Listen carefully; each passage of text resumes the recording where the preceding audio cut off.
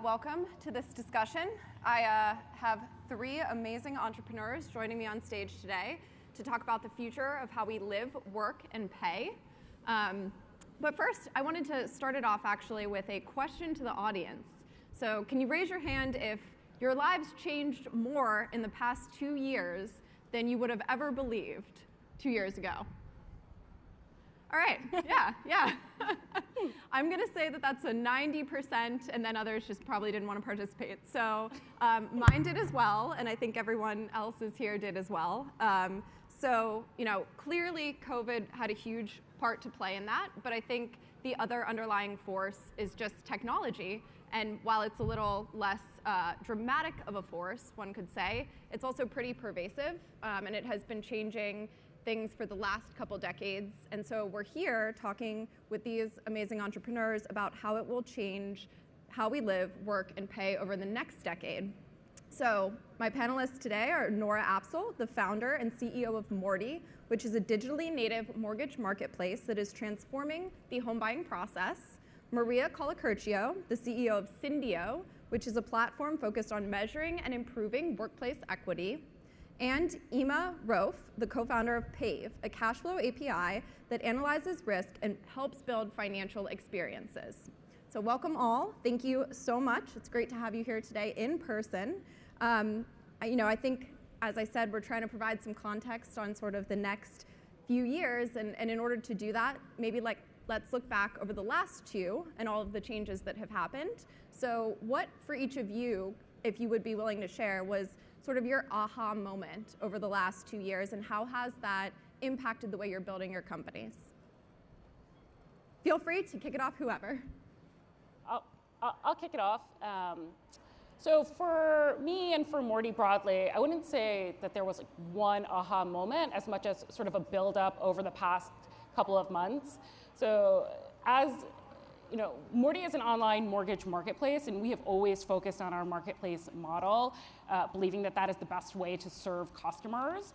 But in this rapidly changing macro environment, the marketplace is really shining as customers' needs and demands are changing quite rapidly. We're able to add new things to the platform very quickly to help serve customers better and allow them to be more competitive in the market, which I don't think is going to stop being competitive anytime soon.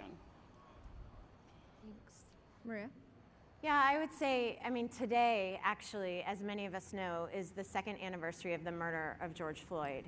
And for many of us, that was a transformative moment. And for our world, it kicked off really the greatest social movement in the history of the United States, just in terms of sheer numbers of people participating. But what we saw is that activism, it didn't stop with protests. The activism continued and is now embedded in the fabric of how we think about work. And when employees and workers now have this incredible desire to own their voice, to make their voices heard, and they're doing so actively around things like, employers, show me why you are worthy of my labor. And so all of the performative lip service commitments that employers have made over the past 2 years and really the decade before around gender and racial equity in companies, those are now falling flat. Over the past 2 years, just this resurgence of activism amongst employees has required a commitment to action from employers that's not going anywhere. Yeah. Yuma? I think for us, what we realized was that people just fundamentally lost trust in institutions over these last few years, and specifically relevant to us, people lost trust in traditional financial institutions. And everyone started asking, why should I bank with Wells Fargo or Bank of America? Why not use the financial service offered to me through my phone or through my employer or where I shop or wherever it's more convenient for me? And I think what we saw was that tens of millions of Americans and growing, they're willing to share their financial data directly with a new generation of companies that they trust. And for us, our aha moment was that this is only going to be more true, where consumers are in control of their data, they're in control of their decisions, they're willing to kind of rethink who they bank with. And it's creating a whole new paradigm for how financial services can be designed and delivered. And for us at Pave, our goal is to really help this new generation of companies make sense of all of this data that consumers are trusting them with, so that they can build products and better services overall. Awesome. One thing that I think is really interesting that like all three of us really hit on is the demand for transparency. And I think you're seeing that in every single vertical, absolutely in fintech, but I think it's happening everywhere. I think that's completely true. And over, it feels a little bit like we're at an inflection point today, similar to the inflection point we were at 2 years ago when, COVID first came into play. And obviously this time there's a lot of, it's due to geopolitical unrest, economic conditions, and other factors. But how do we think about the next 2 years, right? And so that we continue to make progress, and really put into play some of the lessons we've learned over the past 2 years? Yeah, great question. So I think particularly in this environment, if we're talking about the landscape of tech, it's an incredibly volatile time. And so for us, when we think about workplace equity, and what that means to me is really how are companies valuing their people, both for who they are and the contributions they bring. And when you rewind back to when COVID hit, it was the same idea in terms of volatility. Nobody knew what was going to happen. And the companies that did really well were the companies that kept top of mind that how they behave in crisis in terms of how they value their people is what's going to set the legacy for them in the future. And a lot of us were in the session with Spencer and John Chambers yesterday, and John said the exact same thing. He said, when you were going through times of volatility, if you were thinking about a layoff or contraction, everybody's watching. Their eyes are on you in terms of how you treat your people. So oftentimes we think of workplace equity in terms of compensation, in terms of making sure people are paid fairly without regard to things like gender, race, or ethnicity. That's table stakes in order to have any sort of commitment to being a diverse and inclusive organization. But you also have to look at the flip side of if you're reducing your staff, if you're going through adverse impact, you have to make sure that you're not disproportionately impacting the most vulnerable, and that you're also addressing that with the utmost amount of fairness in mind. And how have you seen employers doing that in really interesting or maybe creative ways? I think personally, some of the old methods that we think about are just really outdated and quite frankly, bad practice. So if you think about last in, first out, that's a really bad way to think about contracting your workforce. You've got to use data and measurement to figure out not only let's make sure we don't exacerbate the people that are coming from diverse backgrounds, but we also have to make sure we look at the population that's left. So if you do some kind of reduction, what the most progressive leaders do is they make sure that they're doing the reduction in the most fair way, but then they also look at the population that's left and make sure that they're also valuing that set of employees with the utmost amount of transparency.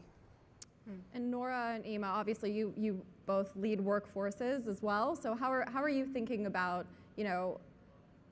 being the most attractive place to work for your talent? And what are you seeing in the market as some ways that you're able to do that? Obviously the war for talent is a huge topic right now, and everyone, I talk to our portfolio companies at March about it all the time, but how are you guys doing that, and how are you seeing it being done well?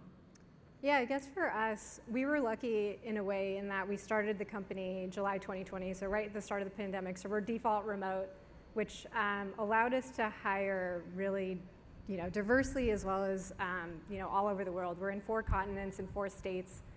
It's challenging from an HR perspective and logistically and managing payroll across all these regions. But I think what's really exciting is in the 2 years since we started the company, there's all of these new tools, including companies like Syndio, that allow us to manage this in a way that we wouldn't have been possible for a company of our size, 5 years ago or something like that. And I think there's ways that we can help incentivize employees to work at an earlier stage company where we can't meet cash compensation, competitive cash compensation with public companies. So there's tools like Carta and a bunch of startups that are emerging that are allowing employees to borrow against their private stock for getting access to loans for a mortgage or a number of other things, so that people can continue kind of moving up in life without feeling like they have to wait 5 or 10 years for a liquidity event. So we're really excited about that. Awesome. I think for us, our mentality around how to hire has always been hire really smart people, trust them, give them autonomy, and give them a path to grow. So the whole point of joining a startup, especially an early stage startup, which carries substantial risk, is that you have outsized responsibility and outsized opportunity to grow. And I think during the tight labor market or the challenges around hiring over the past couple of months, there's been a pull to like, maybe should we be more lax on that? Should we? And the answer is no, because it never works out to your favor, and it has an impact in your culture. For us at Morty, we have a really strong specific culture around people believing in what we're doing and really caring about making an impact in the mortgage market by creating this single point of access. And it just matters, because even in a remote environment, which has worked well for us, we didn't start out remote, but we transitioned to be mostly remote, you have to be operating on the same wavelength in order to get things done. Awesome. So we talked a little about, how people earn their money and kind of what the future of the workforce might look like. A question for Maria: what do you think that over the next couple years, what do you think the most interesting developments will be? When we're sitting here 2 years from now, what can we say, hey, that these were the critical things that happened over the past 2 years? Yeah, I think Nora touched on it. It's transparency. So the California State Senate yesterday passed the California Median Pay Gap and Pay Transparency Bill. This is one of many, and this legislation is accelerating across the country. So now you have New York City, New Jersey, Colorado, Washington State, Oregon, all saying that companies with 100 employees or more must post the salary range of new opportunities publicly. So very quickly, leaders are starting to realize if they don't have workplace equity, if they don't have clear reasons that their employees understand about why they pay what they pay, they're in quite a troubling situation, because that transparency is bringing to light conversations about why and how do you value me, because I can see what you're hiring this next person in at. So that transparency is going to continue to accelerate, and we will find ourselves in a situation with median pay gap disclosure that leaders are having to stand up in front of their people and explain why they have a median pay gap. And in that context, pay is just a proxy for opportunity. It's just about movement and promotion analysis, and what data are you using to ensure that you're not only paying fairly, but also promoting and moving people up fairly in your company. So I think 2 years from now, we're gonna have continued acceleration from a legislative perspective and continued focus from institutional investors on the S in ESG, so that human capital side.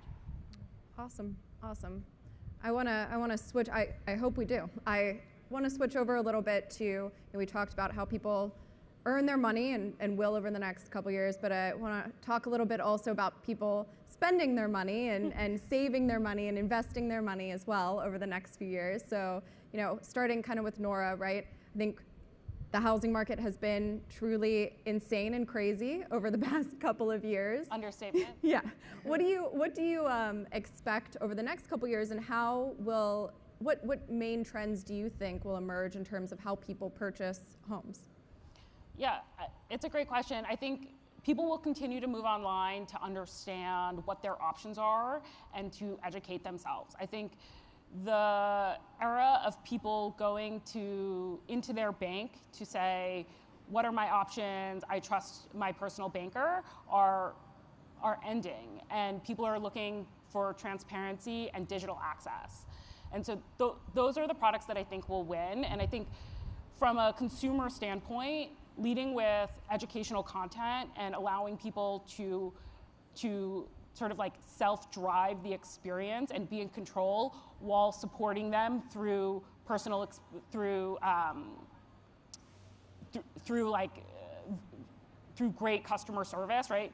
Buying a home or doing these large types of transactions is a very emotional experience. So it's important for there still to be a support network, but you have to give people the numbers and the information so that they can digest it on their own.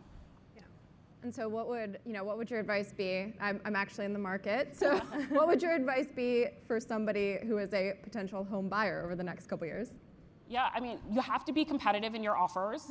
I think using digital platforms that allow you to make sure you're getting the best rate and that you have a lot of redundancy in terms of what your options are to actually finance your home is really valuable. But I think the biggest and most important thing is to educate yourself. Yep. Yep. I think something that I heard you mention, right, was personalization and that experience, unique experience.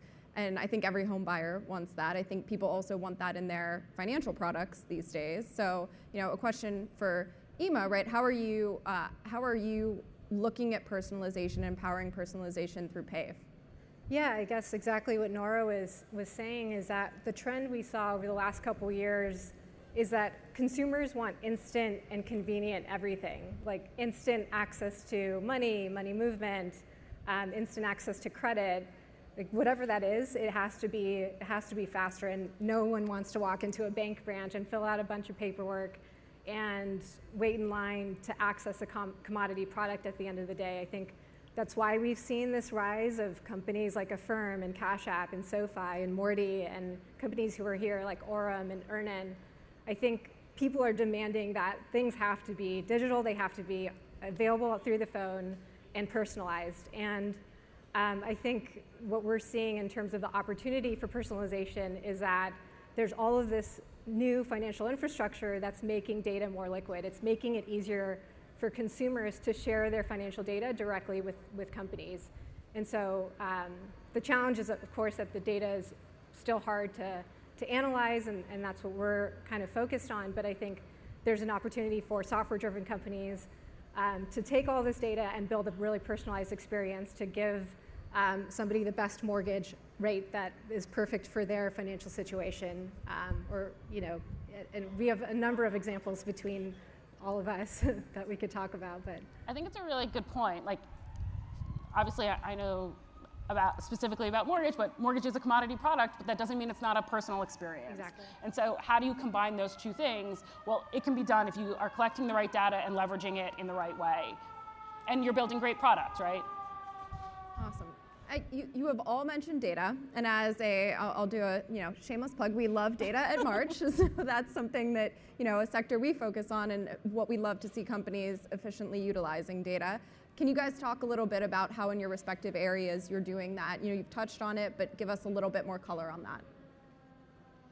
Sure. From our perspective, we work with a network of lenders, and when a customer comes to Morty, we're able to match them with the right loan product for them because we have so much data knowing how customers go through our platform and what is best for a specific person. So we leverage data to make sure consumers are having the best experience and the most personalized experience. The personalization piece is key and interesting, and we have a different take on it, obviously, but I think, so when you think about why you pay what you pay at a company, and you think about the reasons for that, the old way of a pay equity analysis is you outsource it to a law firm. They do a once-a-year audit. It's static. It takes forever. You get back a list of people to whom you need to pay or remediate in order to not be at risk of a pay equity class action. That's the old way. In that old way, because you don't have your hands on the underlying data, you can't get to the insights that will enable you to stop playing whack-a-mole and start preventing issues from cropping up. I'll give you an example. When you can get at the insights in terms of what you say is why you pay what you pay, whether that's true, something like in your engineering group, you say you pay because of tenure and education. But upon looking at the data and the data insights, you realize that men with master's degrees are consistently making more than women with PhDs. Well, that's an issue. What you're seeing is data visualization, actionable insights that tell you, if I continue with this policy that isn't working, I am going to continue to have pay disparities that benefit men. And so in seeing that, it just helps you get ahead and prevent something that is obviously solvable. And I think, tying back to the personalization theme, what we're seeing is, thousands of new financial experiences designed for specific consumer segments. So think banking for nurses, or banking for immigrants, or banking for students. Any consumer segment, there's either a financial service that already exists for them, or it will exist in the next couple years. And I think, from the companies that we work with, I'll give two examples. One of them is a company called Pave that is building a card product specifically for commission-based workers. So think realtors. Realtors need access to their commissions before they actually earn them. And so what Pave does is they analyze the financial profile of a realtor. They understand it in a way that a traditional banking product would never do. And they can say, okay, we know that you're going to be earning commission this summer. Here's a card that allows you to get an advance on that. And so that's a super fascinating example of personalization. And another quick example is a company called FloatMe, which is the fastest growing cash advance app in the US right now. And what they're able to do by analyzing the details of a person's financial life is they can advance the exact amount of cash somebody needs to make it to their next paycheck.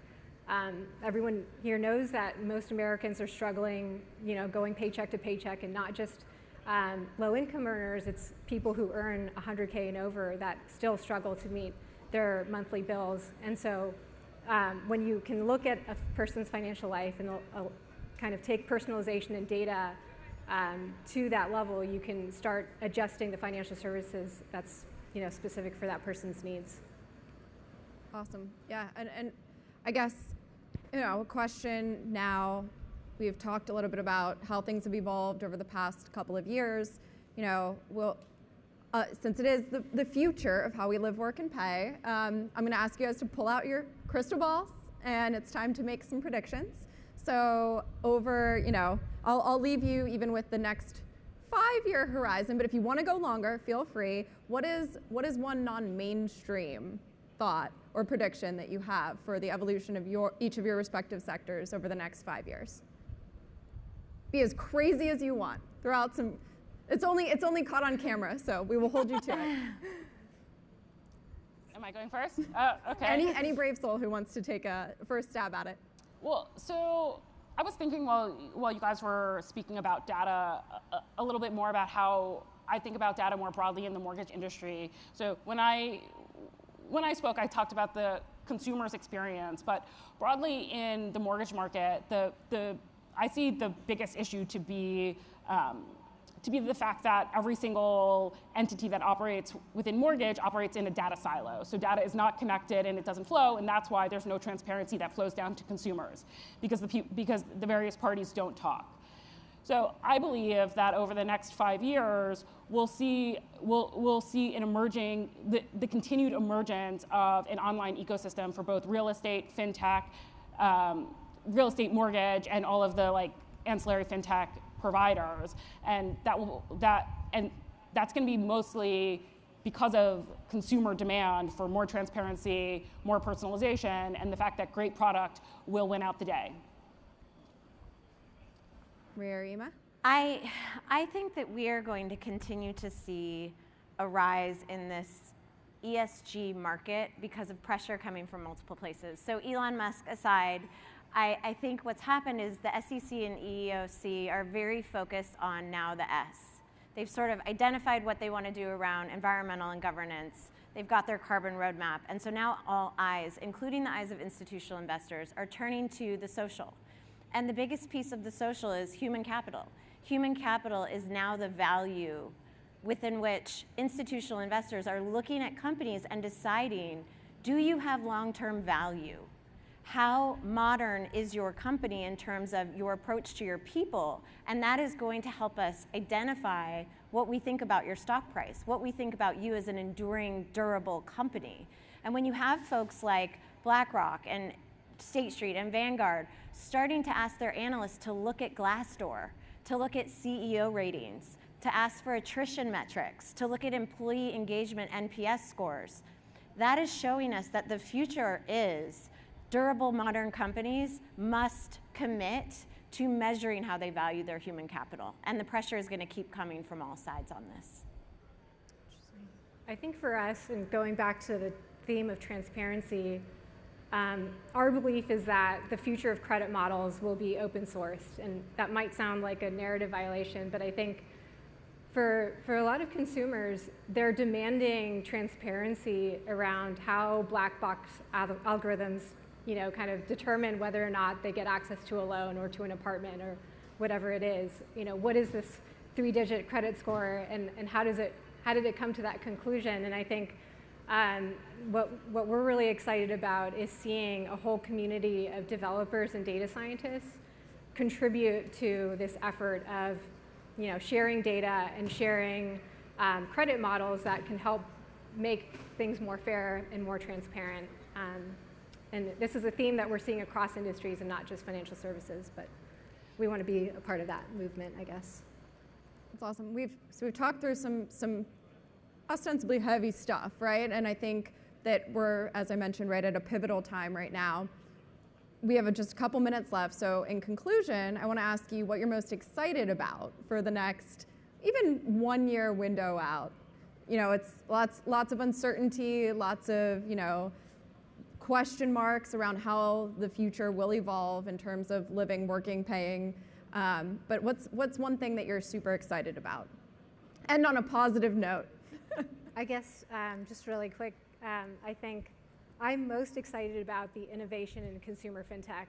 There are so many companies that are looking at how you can reinvent this really old way of a checking account that really didn't have any, that everyone got the same product, everyone got the same checking account or whatever banking product, and everyone's, we're seeing a lot of software-driven teams look at that opportunity and say, how do I make this faster, more frictionless, and more convenient? And that's where even discovering companies like Morty is it's just mind-blowing, because things have been the same way for 50 years, and now everything is just changing so fast, just right now as we speak. Yeah, I would say I'm most excited about companies and leaders starting to understand that when they trust their people and are transparent about things like pay and compensation, they get that trust back in return.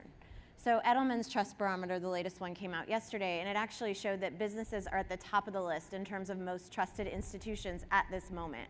So as leaders, we have an opportunity to say to our people, we're going to trust you with information and then get that trust back in return, because a lot of these problems are immediately solvable with technology. So this idea that you can look using technology and find out where your pay gaps are, fix those pay gaps, and go to your people and say, we weren't perfect, we're not perfect, but we have a plan. Here's what the numbers look like, and here's how we're going to make them better, and then get that trust back in return in the form of productivity, employee engagement, people referring their colleagues to come work for you. That's the type of cycle that I think can really create positive change. Cool. For me, it's something similar to what Ema was saying. I'm really excited about people building things like open credit models, or for consumers to be demanding things like open credit models, but people need to build products to support that. Yeah. And that means that we need to create new companies that need to be funded by great VCs that have open APIs that connect to a larger ecosystem. And right now we're going through a tumultuous time, both in the real estate world and in the broader startup world. But that's also an opportunity for some real innovation, and I'm pretty psyched to see what happens. That's very well said. I think that I'm very excited as well as one of those investors who hopefully should be backing these innovative companies that are doing that are changing the paradigms, right, of how we live, work, and pay. And I think everyone here, it's topical for everyone, because we have a good mix of investors, of entrepreneurs, of corporate leaders who are all looking for, over the next 5 years, how do they transform, and hopefully we end up in a better place in 5 years than we even are today. And we look back now and we say, look at all the progress we've made. So I really, really appreciate all of you guys taking the time to talk through some of how we've gotten to where we are, sort of what the opportunities are over the next 2 years, 3 years, 5 years, 10 years, and how we're going to reach some of those. So thank you all, and thank you all for coming out to the panel.